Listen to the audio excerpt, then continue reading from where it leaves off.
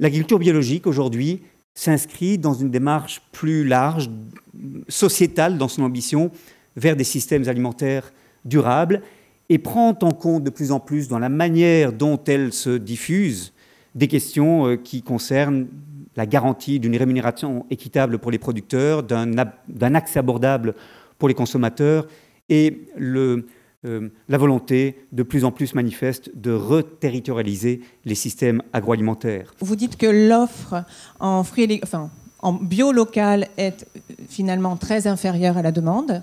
Vous dites que la restauration collective est un véritable levier pour finalement soutenir la mise en œuvre du développement de l'agriculture bio sur les territoires en circuit court. Le bio ou la bio, pour nous, ce n'est pas nécessairement un objectif ultime, mais ça correspond vraiment à un projet de territoire qu'on s'est donné tous ensemble. On s'est dit aussi que la bio, ça pouvait être une des manières de protéger notre ressource en eau. Je voudrais vraiment insister sur le succès de vos filières.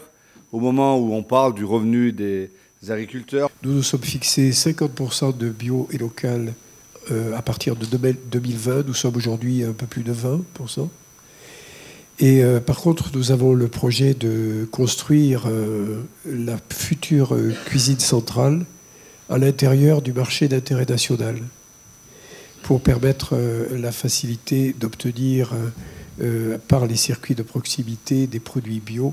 Et nous avons le même problème que Metz, c'est-à-dire nous n'avons pas assez d'offres de la part des producteurs pour pouvoir le faire. Nous essayons de faire rencontrer des agriculteurs qui partaient du conventionnel et sont passés peut-être avec une étape de raisonner jusqu'à l'agriculture bio pour montrer quel est le chemin à parcourir et ne pas juste montrer le point de départ et le point d'arrivée qui pour beaucoup d'agriculteurs leur semble insurmontable en termes de changement de pratique, en termes aussi financiers. Vous avez vaguement évoqué le fait que vous étiez en contrat équitable avec vos producteurs.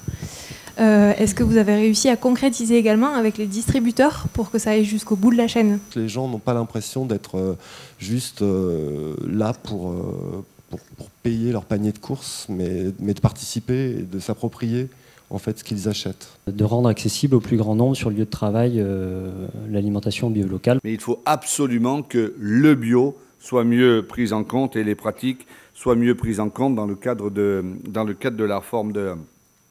réforme de la PAC.